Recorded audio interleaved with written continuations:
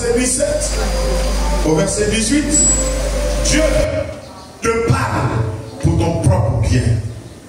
Et j'ai dit, Ésaïe chapitre 48, le verset 17 et le verset 18. On va se tenir debout. Nous allons lire la merveilleuse parole du Seigneur. Allons-y. Ainsi parle l'Éternel. Ainsi parle l'Éternel, ton Rédempteur, ton Rédempteur, le Saint d'Israël. le Saint d'Israël. Moi l'Éternel, ton Dieu, je t'instruis pour ton bien. Je t'instruis pour ton bien. Je te conduis dans la voie. Je te conduis dans la voie que tu dois suivre. Verset 18. Oh, si tu étais attentif. Si seulement tu étais attentif à mes commandements, ton bien-être serait comme un fleuve et ton bonheur comme les flots de la mer. Amen. Assieds-toi et entends la parole. Dieu te parle pour ton bien. Dieu ne te parle pas premièrement pour bénéficier de toi. C'est normal. Lorsqu'on fait une plantation, c'est normal de bénéficier de la plantation. Lorsqu'on plante un arbre dans la cour, il est normal de bénéficier de l'ombre de l'arbre. Mais on plante l'arbre d'abord pour le bien de l'arbre, pour permettre à l'arbre de pouvoir exister, permettre à l'arbre d'être épanoui et porter ses fruits.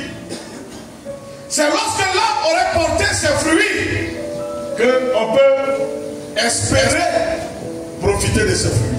Je t'assure que Dieu aime qu'on l'adore.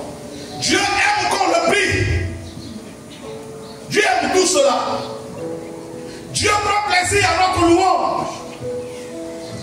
Dieu aime ça. Mais ce n'est pas premièrement pour cela que Dieu nous parle. Dieu nous parle d'abord pour notre propre bien. Parce que si nous n'existons pas, ou si nous ne sommes pas bien, ce que nous faisons ne peut pas plaire. Ce que nous faisons ne peut pas plaire. Il y a 3 genres de papayers qui existent. Mais il y a 2 qui sont utiles. Il y a le papayer normal, qui donne ses fruits, et tout le monde peut manger. Il y a le papayer masculin, qui donne des fleurs, mais qui ne donne pas de fruits, mais qui est un médicament. Les gens utilisent cela pour se soigner. Alléluia. Mais il y a un autre papayer qui existe, qui produit des fruits, mais qu'on ne peut pas manger. Parce que dedans, c'est des boules. Tu vas beau faire. Il faut couper tous les fruits pour jeter. Et espérer que l'année prochaine, ce papayer donne des fruits. Tu vas manger. L'année prochaine, le papayer va donner les mêmes fruits. Tu ne pourras pas manger. Pourquoi? Parce que son problème, c'est son intérieur. Si son intérieur est bien, les fruits seront de qualité. Tu pourras en profiter. Si l'intérieur est mauvais, les fruits qui vont sortir seront mauvais. Et quand bien ce sont des fruits, on ne peut pas s'en servir. Est-ce que je me fais comprendre ce matin? Je suis venu te dire une chose. Bien aimé, accepte de comprendre que c'est pour ton bien que Dieu te parle. C'est pour mon bien que Dieu me parle. Si une prophétie s'adresse à moi, c'est pour mon propre bien. Si une révélation s'adresse à moi, c'est pour mon propre bien. Si une prédication s'adresse à moi, c'est pour mon propre bien. Je gagnerai à analyser cela et voir comment je peux mettre cela en pratique. C'est vrai, à la fin, ça va m'amener à glorifier Dieu. Mais qui va d'abord profiter? C'est moi-même, ma vie qui sera arrangée. Et le bonheur sera pour moi. Esaïe dit ici, sinon Dieu nous dit ici dans le livre d'Esaïe, il dit ainsi par l'Éternel ton Rédempteur, le Saint d'Israël, moi l'Éternel ton Dieu, je t'instruis. En d'autres termes, je te parle pour ton bien. Si tu fais quelque chose qui est mauvais, que la voix de Dieu te dit arrête, Dieu te dit arrête pour toi-même ton bien. C'est vrai, si tu n'arrêtes pas, ton adoration est erronée, ton adoration est périmée, ton adoration est mauvaise. Dieu ne peut pas s'en servir, donc Dieu n'écoute pas. Mais c'est ta vie qui est détruite. Donc si tu es en train de faire que Dieu te dit arrête, ne pense pas autrement. Est-ce que je suis le seul à le faire? Laisse tout ça. Comprends que c'est parce qu'il t'aime. Et il veut que tu sois bien qu'il te dit d'arrêter. Quel que soit ce que ça te rapporte, quel que soit, comprends que ça va finir par te détruire. Ça va finir par te détruire. J'écoutais une dame qui demandait conseil. Et comme elle était à la page parce que Dieu lui a donné la beauté, régulièrement elle chutait. Les prophéties s'adressant à elle, elle a décidé de quitter son église. Elle est partie dans une autre église. Là-bas, la même fille a continué. Et la prophétie, elle a décidé de quitter. Au moment où elle parlait, elle est dans sa quatrième église à cause de la vie qu'elle menait. Mais elle trouvait que les gens ne sont pas gentils. Elle trouvait que les gens font comme si eux, ils sont super sains et que c'est elle qui est mauvaise, foncièrement impure. Donc, elle ne supportait pas ça. Et donc, elle quittait, jusqu'à l'arrivée dans la quatrième église. Elle dit, aujourd'hui, dans la quatrième église, elle s'est beaucoup logée. Elle s'est mariée. Mais seulement, elle a un sérieux problème qu'elle ne peut pas partager avec son mari. Le monsieur, ils sont mariés, ça fait 3 ans. Le monsieur et ses parents demandent qu'il fasse un enfant. Au moins un enfant. C'est un conflit. L'enfant ne vient pas. Elle a fait 7 avortements. Elle a fait 7 avortements. 5e avortement, le médecin lui a dit, elle se met en danger. Et donc, sur le 6e avortement, elle n'est pas allée chez le même médecin. Là où elle a avorté le 6e avortement, le 6e bébé, le médecin lui a dit, quand le médecin a su qu'elle est au 6e, le médecin lui a dit, ton 7e c'est pas chez moi. Parce que tu es en train de te mettre en danger. Et pour elle, toutes ces personnes ne l'aiment pas. Chacun a sa vie. Chacun doit profiter de sa vie. Elle est issue d'une famille qui est pauvre. C'est les gens qui lui donnent de l'argent. Et donc, si elle arrête ça, qu'il finance ses études, qu'il fait ceci, qu'il fait cela. Donc, 7e avortement, elle-même s'est débrouillée avec ses camarades. Et c'est après ça, ça a éclaté dans l'église. Elle a déménagé pour aller dans la 4e église. Arrivée dans la 4e église, comme elle est superbement jolie, quelqu'un l'a vue et l'a pris comme épouse. Arrivé dans le foyer, le monsieur se bat, mais il ne peut pas faire enfant. Elle ne peut pas dire au monsieur que je me suis rendu stérile. Donc, le monsieur vit des crises de colère. Il trouve que d'abord c'était sa mère, à elle, qui l'accusait de sorcière. Parce que sa maman dit elle réclame son petit enfant. Donc, comme la vieille réclamait, il a trouvé que sa maman faisait trop. Qu'est-ce qui prouve que ce n'est pas sa maman qui est à la base? C'est devenu un conflit. Alléluia. Sa femme a simulé une grossesse. Est-ce que vous comprenez bien? Sa femme a simulé une grossesse. C'est-à-dire, elle a fait comme si elle était enceinte. Un retard.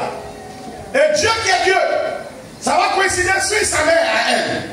Sa maman va venir pour l'aider un jour à la maison.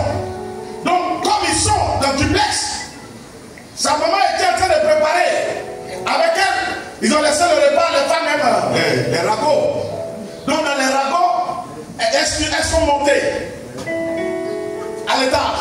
Et bien qu'on sentit brûler. Donc les deux se précipitant pour descendre, son pied a glissé dans les escaliers. Elle est tombée. Et elle dit qu'elle a perdu le bébé. Quand le mari est venu, elle a expliqué au mari que chérie, voilà ce qui s'est passé. Le monsieur n'a pas cherché à comprendre. Il allait soulever les bagages de sa belle-mère et il a jeté dehors. Il dit, on est là depuis. On cherche enfant. Pourquoi pour les belles-mères, vous êtes mauvaises comme ça? On cherche enfant. Ma maman a combattu ma femme jusqu'à maintenant que ma maman a laissé ma femme. Toi aussi, bébé qui va venir, tu n'as pas honte. Ton petit-fils, tu es venu provoquer. Et voilà maintenant ma femme a perdu le bébé. Après là, il allait soulever le bagage de sa belle-mère. Dehors. Après elle dit moi, plus jamais vous me verrez ici. Mais elle dit en réalité, il n'y avait rien de tout cela. Le vrai problème, elle a fait 7 avortements. Elle ne peut plus enfanter. Elle doit dire à son mari, ou bien elle va continuer à tourner tout le monde en mourir. Tu comprends? En réalité, ce qu'il a répété hier, ce qu'elle semblait faire hier, ces personnes ne la détestaient pas. Ces personnes là l'aimaient. Bien aimé, quand Dieu met le doigt sur ta faiblesse, sur ton péché, arrête de dire, c'est moi ça du voix, c'est pour ton propre bien. Oh. Amen. C'est pour ton propre bien que Dieu met la main sur ta faiblesse. Mais généralement, ceux que Dieu utilise pour mettre la main sur nos faiblesses, on les traite comme des ennemis. Tu vas trouver l'amour que la personne a pour toi. Peut-être la personne te soutient dans le secret. Peut-être la personne prie pour toi. Dieu lui a donné le fardeau. Dieu lui a montré un avenir glorieux pour toi. Dieu lui a montré pas mal de choses. Donc la personne te soutient. Dieu ne parlera jamais de toi à ton ennemi. Est-ce que je parle à quelqu'un? Écoute-moi bien. Moi, je ne peux jamais parler de mon enfant à quelqu'un que je sais qui n'aime pas mon enfant. Je sais que tu n'aimes pas un de mes enfants. Je ne vais jamais parler de l'enfant avec lui, avec toi. Dieu parle de toi à quelqu'un afin de comprendre que la personne t'aime. C'est parce que la personne t'aime que Dieu lui donne ta fille comme un fardeau de prière.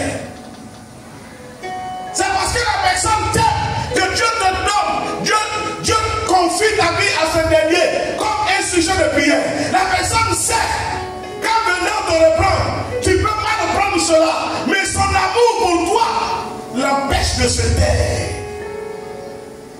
Et il vient obligatoirement te dire. C'est à toi de comprendre. Bien aimé, je suis venu attirer ton attention sur ce point-là. Quand tu lis la Bible, quand tu tombes sur des faiblesses, il n'y a pas que ce verset dans la Bible. Mais si Dieu permet que c'est sur ce verset-là que tu tombes, c'est que Dieu veut que tu changes. Amen. Dieu veut que tu changes. Arrête de croire à autre chose. Frère, sœur, c'est pour notre bien que Dieu pour notre... Dieu peut se taire. Si toi et moi ne louons pas Dieu, alléluia. On dit dès le matin, les oiseaux chantent tous les louanges de Dieu le Créateur. Même les oiseaux me louent déjà. La mamina qui va faire quoi à Dieu? Hein? On est combien de millions sur terre? On est combien? C'est toi ta seule voix que tu n'as pas mis là. C'est ça qui va faire que Dieu va plus devenir Dieu. Même si Dieu n'est pas Dieu dans ta vie, il est Dieu. Je vais dire quoi? Si tu ne reconnais pas qu'il est Dieu dans ta vie, il est Dieu. Même si la terre, les humains terrestres refusent de reconnaître qu'il est Dieu, il demeure Dieu et il restera Dieu. Donc, c'est pour toi-même comprendre bien que Dieu te parle. Et pendant que je te parle ce matin, entre en toi-même, Qu'est-ce que Dieu te demande d'abandonner? Ce que Dieu te demande d'abandonner là, c'est ce qui va gâter ta vie demain. Aujourd'hui, ça paraît de profiter, mais c'est ce qui va gâter ta vie demain. La bénédiction de Dieu demande un sacrifice en bas. Le sacrifice, c'est l'effort que tu dois faire pour être dans ce que Dieu te dit. L'effort que tu dois faire pour abandonner ce que Dieu te demande d'abandonner. Parce que ce n'est pas toujours facile. Il dit, moi l'Éternel ton Dieu, je te parle pour ton bien, je t'instruis pour ton bien. Afin de te montrer la voie que tu vas suivre. Qu'est-ce que la Bible dit? Deutéronome 10. Verset 12. Maintenant, Israël, que demande de toi l'Éternel? Qu'est-ce que l'Éternel demande de toi? Ton Dieu. Si ce n'est que tu craignes l'Éternel. Si ce n'est que tu le craignes. Ton Dieu. Oui. Afin de marcher dans toutes ses voies. Afin de marcher dans toutes ses voies. Ce que Dieu veut de toi, c'est que tu le respectes et que tu marches dans toutes ses voies. La voie qui t'adresse, que tu marches dedans. C'est ce que Dieu attend de toi. Et alors, allons-y. D'aimer et de servir l'Éternel. D'aimer et de servir l'Éternel. Mon Dieu. Oui. De tout ton cœur et de toute ton âme. De tout ton cœur et de toute ton âme. Alors 13, oui. Si ce n'est que tu observes les commandements de l'Éternel et ses lois que je te prescris aujourd'hui. Afin que quoi? Afin que tu sois heureux. Afin que tu sois comment? Afin que tu sois comment? Donc en réalité, Dieu veut que je le respecte, que je goûte ses voies, que je sois dans ses commandements. Pour quel but? Qui sera heureux? Dieu. Dieu. Dieu. Qui sera heureux? Dieu. Écoute-moi. On ne peut pas suivre la parole de Dieu et puis se perdre. On ne peut pas écouter Dieu et puis être malheureux. On ne peut pas écouter Dieu et puis être misérable. On ne peut pas écouter Dieu et puis sortir réduit. Tous ceux qui écoutent Dieu, qui ont écouté Dieu, qui écoutent Dieu et qui écouteront Dieu, leur histoire va toujours étonner les gens. Amen. Tu sais pourquoi? Parce que Dieu est le faiseur, le bâtisseur des vies. Et il n'a jamais échoué. Amen. Il n'y a jamais de cas qui est difficile pour lui. Amen. Alors comprends. Si Dieu te réveille pour prier, c'est pour toi mettre ton bien. Si Dieu te demande de jeûner, c'est pas parce qu'il a besoin de ton cabato. Amen. Si Dieu te demande de le chanter, c'est pas parce que si tu n'as pas chanté, Dieu va attraper fièvre. Mais il y a quelque chose qui doit arriver à toi. En chantant, tu te rapproches, tu te connectes à lui. Et ça facilite son intervention dans ta vie. Mais si tu refuses, parce que tout le travail que Dieu fait, c'est d'abord pour te rendre heureux. Alors quand tu es heureux, tu te mets à comment? Le glorifier. Maintenant lui il gagne. Il gagne de par ta louange. Il gagne de par ton adoration. Il gagne de par le respect que tu lui dévoues. Mais d'abord, c'est pour ton bien. Si Dieu te demande d'aimer ta femme, c'est pour toi-même ton propre bien. Si Dieu te demande de te soumettre à ton mari, c'est pour toi-même ton propre bien. Si Dieu te demande de bien éduquer tes enfants, c'est pour toi-même ton propre bien. Ah mais si tu es soumis à ton mari, si tu es soumis plutôt à ton mari, si tu respectes ton mari, si tu honores ton mari, comme Sarah honorait Abraham au point de l'appeler Seigneur. Quel est l'homme qui ne voudrait pas sortir en public avec cette femme-là? C'est qui? Est-ce que c'est ta beauté seulement qui l'intéresse? Tu cries mon nom comme ça, il a bien crié comme ça. Il n'a pas bien crié comme ça, c'est comme ça aussi qu'il sera surpris qu'il était assis dans un restaurant, il était en train de manger. C'est comme ça. C'est comme ça que tu seras surpris que il est en train de voyager. Il t'a dit qu'il voyage, mais il n'est pas parti avec toi. Pour ne pas que tu le cherches, il t'a dit qu'il s'en va au village. Mais il peut partir avec toi. Mais il n'a pas envie que tu ailles crier sur lui devant ses parents. Donc il te dit, reste ici, je viens, je vais au village. Bien éduqué. Donc je suis là ce matin pour te dire une chose. J'aborde tous ces points-là pour te dire que c'est pour notre propre bien que Dieu nous parle. Pendant que les autres s'en vont à l'école, pendant que les autres sont en train de travailler pour amener le bonheur à la maison, pour toi, il est sur le chemin de la prison, bien il est en prison. Et en prison, va aux maladies infectieuses.